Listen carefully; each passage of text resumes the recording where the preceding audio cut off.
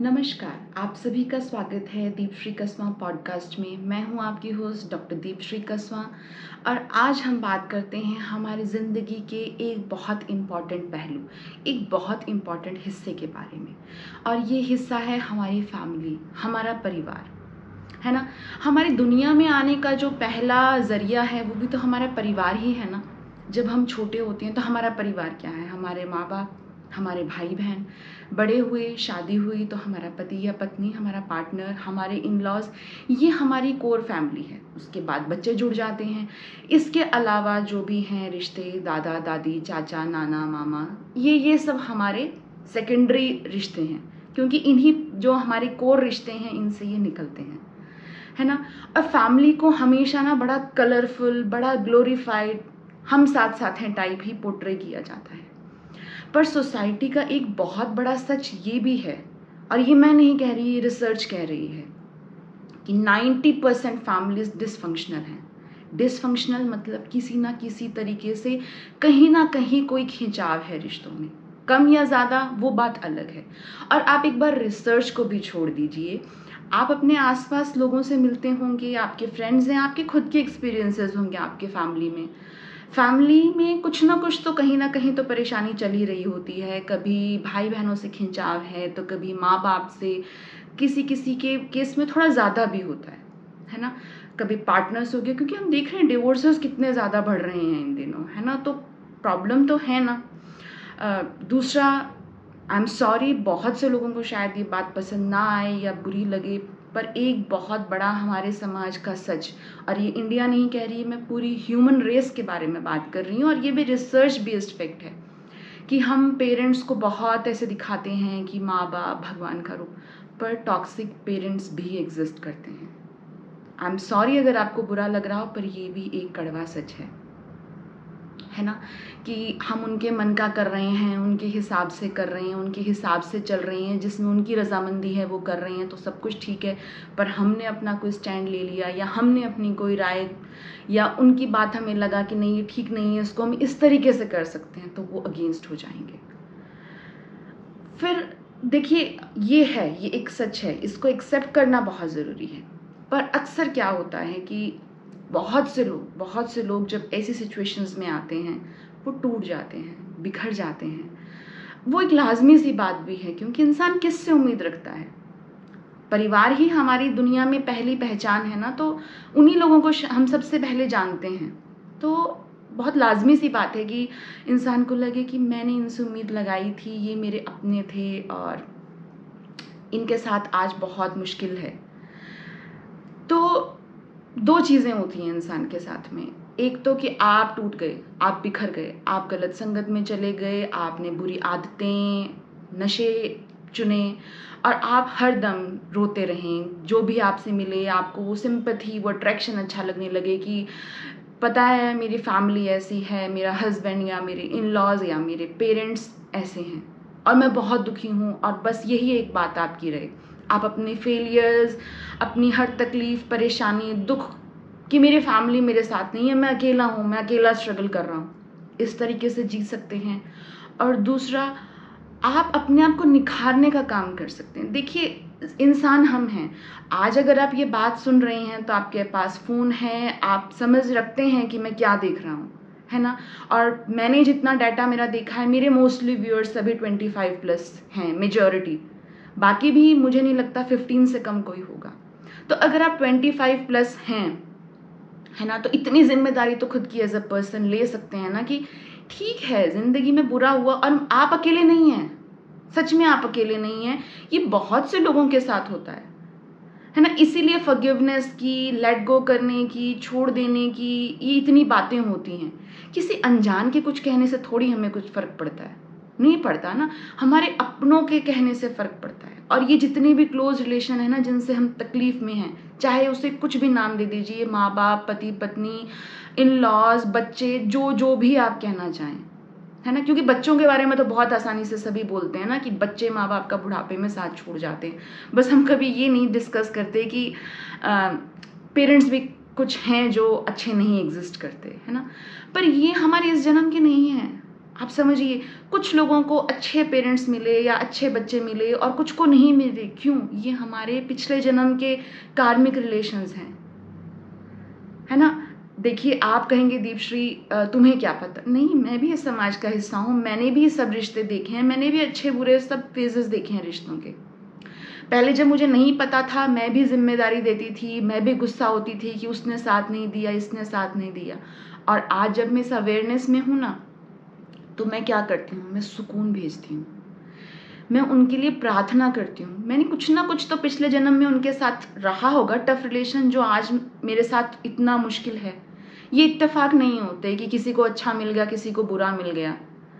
और ये साइंस भी मानने लगी है कि पुनर्जन्म होते हैं, है ना? तो सुकून भेजिए, उनको प्यार भेजिए, उनके लिए दुआ कीजिए और खुद के ऊपर काम कीजिए, खुद काबिल बनिए। सोना होता है ना, सोने की कीमत से ज़्यादा कुंदन की कीमत होती है। उसे कितना तपाया जाता है, कितना तपाया जाता है। अगर आप तकलीफ में हैं ना, तो सच मानिए, अगर उस एनर्जी है तो सभी एनर्जी ना, उसको आप चैनल कीजिए अपनी सक्सेस के लिए, काबिल बनिए। टूट जाना बहुत आसान है, दूसरे के ऊपर ब्लेम डाल देना बहुत आसान है कि मेरी तकलीफ की वजह वो इंसान है, उसने मेरे साथ ऐसा किया इसलिए मैं ऐसा हूँ। खुद की जिम्मेदारी खुद उठाइए। आप एडल्ट है ना, आप ले सकते हैं अपनी जिम्मेदारी, अपने ऊपर काम कीजिए, खुद को निखारने, खुद को तराशने में समय लगाइए, बजाय कि वो बुरा था, उसने मेरा साथ नहीं दिया, मैंने उम्मीद की थी, मैंने उसके साथ ऐसा किया, मैं उम्मीद लगाए बैठा था। देखिए, ये रोने धोना करने से तो कोई आने से रहा, सच बता रही हूँ, कोई नहीं आता। मैंने बहुत किया था मेरे पास्ट में, 3-4 साल बर्बाद किए मैंने सिर्फ इसी चीज़ में कि मेरी परेशानी है, मेरे अपने आएंगे, मेरा परिवार आएगा, मेरा परिवार संभालेगा। इससे कोई नहीं आता। और जब आप किसी और के सामने लगातार रोते रहते हैं ना, तो आप बहुत बहुत ही ऐसा लगता है कि ना, इस इंसान के पास और कोई काम नहीं है, इसको सिर्फ यही अटेंशन चाहिए, यही सिंपैथी चाहिए। तो आप भी कुछ अच्छे नहीं दिखते। धीरे धीरे लोग आपके पास बैठना करना बंद कर देंगे, और जो बचेंगे ना, वो उसी आप वाली फ्रिक्वेंसी के होंगे कि उनके साथ बैठ करके आप ये गॉसिप कर लीजिएगा, मेरे खराब, तेरे खराब, हम दोनों के खराब, हम दोनों की किस्मत खराब। उससे क्या निकलना है? ये जो धरती है ना, यहाँ हम ये सब करने नहीं आए, ये लेसन्स हैं हमारे। और जो टफ लेसन्स होते हैं ना, वो नज़दीक के रिश्तों में ही आते हैं, क्योंकि अनजान इंसान से हम कितनी बार मिलते हैं, कितनी देर मिलते हैं। आप काम पे गए, कितनी देर रहेंगे उसके साथ? दोस्त हैं, दोस्त भी आज हैं, स्कूल के अलग, कॉलेज के अलग, हमारे वर्क प्लेस के अलग, है ना? तो वो हमारे साथ कैसा व्यवहार करते हैं, हमारे पास एक चॉइस भी होती है ना उनसे तो दूरी बनाने की। फैमिली में बड़ा मुश्किल होता है। और एक बात कहूँ, इस चीज़ को प्रेशर मत बनाइए खुद के ऊपर कि मुझे तो निभाना ही है रिश्ता, चाहे कोई मुझे कैसा भी करे। अगर आपको लग रहा है ना कि अब बहुत टॉक्सिक हो रहा है, तो दूरी बना लेना कोई बुरी बात नहीं है। अपने आप को प्रायोरिटी देना कोई बुरी बात नहीं है। और सच मानिए, जब तक आप खुद को प्रायोरिटी नहीं देंगे ना, खुद की इज्जत करना खुद नहीं सीखेंगे, दुनिया में कोई आपकी इज्जत नहीं करेगा, कोई भी इज्जत नहीं करेगा। जो इंसान अपना शोषण करवाता है ना, उसका शोषण होता ही रहता है। और जो शोषण कर रहा है ना, उससे ज़्यादा गुनहगार जो खुद का करवा रहा है वो होता है। तो हर किसी के लिए डोरमेट मत बनिए, और ना ही रोना रोते रहिए हरदम कि मेरे साथ ये बुरा हो गया। छोड़ दीजिए। अगर कोई बात ऐसी है ना कि मेरी फैमिली मेरे साथ नहीं है, मुझे साथ नहीं देते, मुझे सपोर्ट नहीं करते, एक बार मेरे कहने से ट्राई कीजिए कि आप 6 महीने इस बारे में बात नहीं करेंगे, किसी से भी बात नहीं करेंगे। कोई कितना भी प्रोवोक करे, इतना कह के छोड़ दीजिए कि जी बनती नहीं है। आप अगर जवाब नहीं देंगे, सामने वाले को गॉसिप नहीं मिलेगी, तो उसको क्या करना है? किसी को कोई मतलब नहीं है। हमें लगता है कि हम ना, अगर ये एफर्ट लगाना छोड़ देंगे कि हमारे परिवार से बन जाए, हम सोशली बहुत बुरे दिखेंगे। हर एक इंसान, सच मानिए, हर एक इंसान अपनी ज़िंदगी में अपने फ्रंट पे अपनी लड़ाइयाँ लड़ रहा है। उसको कोई फ़र्क नहीं पड़ता कि आपके परिवार से कैसी बनती है, कैसी नहीं बनती। अगर जेन्युइनली उसको आपके साथ रिश्ता है, आपकी अच्छाई बुराई से उसको मतलब है, आप कैसे हैं उससे मतलब है, उसको क्या करना है आपके परिवार से, कब जाके मिलना होता है उसको आपके परिवार से। तो ये प्रेशर मत लीजिए, खुद के ऊपर काम कीजिए, खुद के ऊपर। हीरा भी कोयले से ही बनता है ना, कितना दबाव, कितना प्रेशर होता है उसके ऊपर, कितना टेम्परेचर होता है, और कितने सालों का उसके ऊपर वो रहता है, तब जाके वो हीरा बनता है। और हीरे को हम कितना बेशकीमती मानते हैं। और हम तो इंसान हैं, हमारे पास दिमाग है, हमारे पास विल पावर है। इसको पॉजिटिविटी में लगाइए, अपने आप को निखारने में लगाइए। प्लीज़ प्लीज़ दूसरों पे दोष डाल करके अपनी एनर्जी वेस्ट मत कीजिए। अपने आप को निखारिए, अपने आप पे काम कीजिए, प्रेयर्स कीजिए, मेडिटेशन कीजिए, अपने मन को शांत रखने की कोशिश कीजिए। किसी का कुछ नहीं जाने वाला। अगर आप परेशान हैं तो ये लड़ाई आप ही को लड़नी है और आप ही को निकलना है इससे, है ना? तो अपनी ज़िम्मेदारी हम खुद उठाएं, ये हमारे लिए बहुत ज़्यादा ज़रूरी है। और फैमिलीज़ में ये चलता रहा है, चलता रहेगा। आप सोचिए ना, रामायण का काल हम मानते हैं सतयुग था। राम जी को भी तो वनवास दे दिया गया ना। उनके पिता ने कहा ना कि जाओ यहाँ से, जाना पड़ा। श्री कृष्ण का समय देख लीजिए, उनका मामा उनको मारना चाहता था, उनको अपने मामा से युद्ध करना पड़ा ना। हम कलयुग में जी रहे हैं, हम कैसे उम्मीद करते हैं कि परफेक्ट एकदम रेनबो जैसी, जहाँ सिर्फ प्यार और हम साथ साथ हैं जैसी पिक्चर, ऐसी फैमिली हो? नहीं हो सकती। तो इन छोटी मोटी बातों को अपनी सक्सेस के आड़े मत आने दीजिए, रोइए मत, खुद को तकलीफ मत दीजिए और खुद को गुनहगार मत ठहराइए, क्योंकि गिल्ट की एनर्जी, शेम की एनर्जी सबसे लो वाइब्रेशन पे होती हैं। अगर वहाँ रहेंगे ना तो कभी आगे नहीं बढ़ पाएंगे। इसका मतलब ये नहीं है कि बहुत से लोग दुखी हैं और शायद फाइनेंशियली बहुत अच्छा कर रहे होंगे, कैरियर उनका बहुत अच्छा होगा, पर मन में सुकून नहीं है।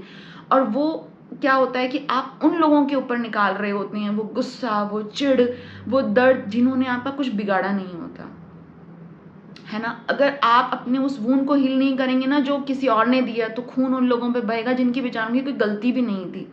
और एक बात मैं यहाँ आपको ज़रूर बताना चाहूँगी, ये पैटर्न्स मोस्टली फैमिलीज़ में दर बदर चलते हैं, जनरेशन टू जनरेशन क्रॉस आगे बढ़ते हैं ये। आप देखिएगा, जैसी शिकायतें आपके पेरेंट्स को आपके दादा दादी या नाना नानी से रही होंगी, आपकी भी कमोबेश वैसी सी शिकायतें अपने पेरेंट्स से हो सकती हैं, बहुत बड़ी पॉसिबिलिटी है। तो ये चीज़ भी जीन्स में ट्रैवल करती है। तो आज कॉन्शियस एफर्ट ये भी लगाना है कि ये हमसे आगे नहीं जानी चाहिए, हम हमारे बच्चों के साथ ऐसा ना करें, उनको ना हम सफरिंग में डालें, उनको ना ताने दें, ना उनको कोसें। यही बदलाव की शुरुआत है, यही कॉन्शियस पेरेंटिंग है ना? तो आज ये चीज़ अगर आपकी चेतना में आई है तो यहाँ से आप बीड़ा उठाइए कि ठीक है, ये चीज़ आगे नहीं जाएगी, ये आगे की जनरेशन्स में पास ऑन नहीं होगी। और हीलिंग की सबसे अच्छी बात ये है कि जब आप बीड़ा उठाते हैं कि मैं ये नहीं करूँगा, तो आगे तो ट्रांसफ़र नहीं होगा, पर पीछे वाली जनरेशन को भी सुकून मिलता है। हमारे एंसेस्टर्स, हमारे पितृ जो चले गए हैं, वहाँ भी सुकून जाता है। ठीक है ना? तो बीड़ा उठाइए, एक बदलाव की शुरुआत कीजिए। एक इंसान से ही शुरुआत होती है ना? तो प्लीज़ कोशिश ज़रूर कीजिएगा। मेरी बस यही इंटेंशन थी ये बात आप तक लाने के लिए।